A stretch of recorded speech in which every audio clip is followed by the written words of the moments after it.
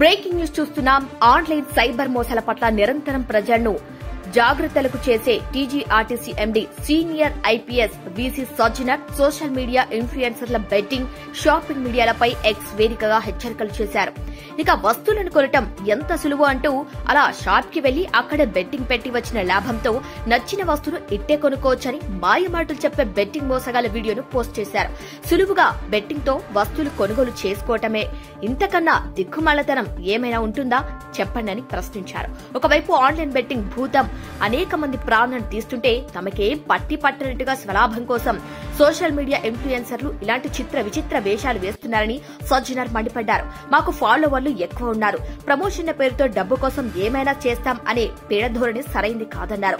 స్వార్థం కోసం బెట్టింగ్ పేరుతో సోషల్ మీడియాలో ఇలాంటి మాయగాలు వదిలే వీడియోలు నమ్మి బెట్టింగ్ కూపంలో పడకండని ప్రజలను సజ్జనర్ హెచ్చరించారు.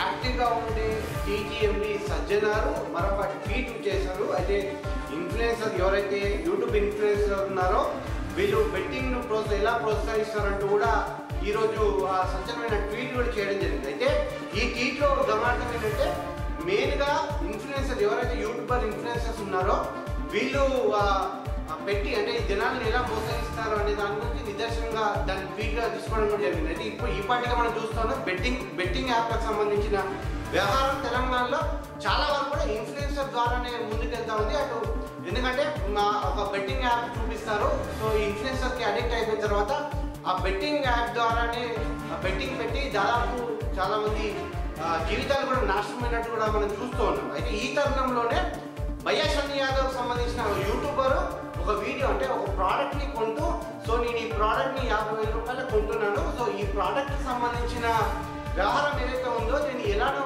ఆన్లైన్ లో ట్రేడింగ్ చేసి ఎలా సంపాదిస్తానో చూడండి లైవ్ లో అంటూ కూడా ఆ షాప్ లో చూపించడం జరిగింది.